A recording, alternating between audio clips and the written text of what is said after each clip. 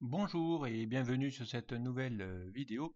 Alors vidéo donc qui va être vraiment assez courte pour une fois. Donc ici donc c'était comment vous si vous en avez besoin, hein, comment ici transformer une valeur chiffrée en lettres.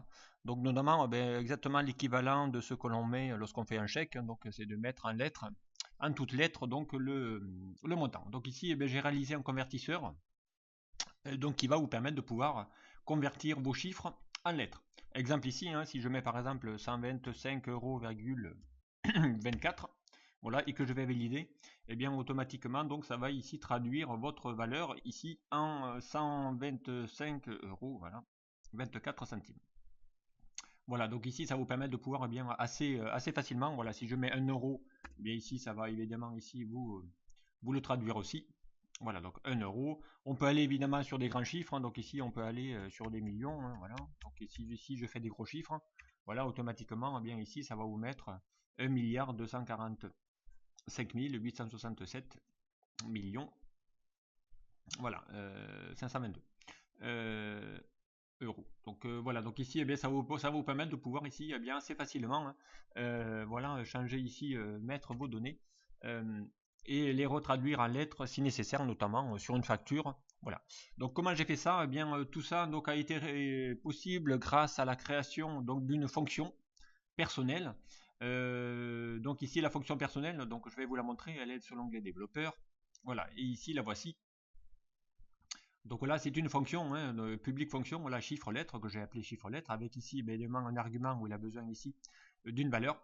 Et ensuite, eh bien, il va falloir évidemment prendre tous les cas possibles pour bien mettre avec S ou pas S pour les 80. Voilà. Donc, et ensuite, bien après, on va faire toute une série de tests donc pour aller essayer de prendre ici les bonnes valeurs et récupérer donc bien les centaines, les milliers, les millions. Voilà, donc en mettant ici des règles. Voilà, et ensuite, ben, si c'est évidemment un euro, eh bien, on mettra ici les centimes d'euros. Si vous voulez changer la monnaie, eh bien, il suffira ici de mettre ici soit dollar ou une autre monnaie. Donc cette macro peut s'adapter. Voilà, donc peut s'adapter à n'importe quel type de monnaie. Il suffira juste de lui changer ici la monnaie, donc en lui mettant ici, voilà, si c'est une autre monnaie que l'euro, mais ça marchera ici de la même façon. Voilà, donc ici, hein, ça va vous permettre de pouvoir ici bien récupérer, donc sous format de tableau, hein, voilà, tout ce qui est millions, billions, milliards, voilà. Donc, je suis allé jusqu'au billion, hein, je me suis arrêté là. Et ensuite, eh bien voilà, il suffira de copier cette petite fonction dans un module et l'utiliser notamment ici, hein, si vous voulez la faire ben voilà, sur chez vous. Donc eh bien, je la mettrai en ligne, donc je prendrai cette fonction que je mettrai en ligne pour que vous puissiez la récupérer. Donc je le mettrai dans la description du tuto. Comme ça, il suffira de faire un copier-coller et vous pourriez ben, comme ça la récupérer pour la mettre sur vos classeurs à vous.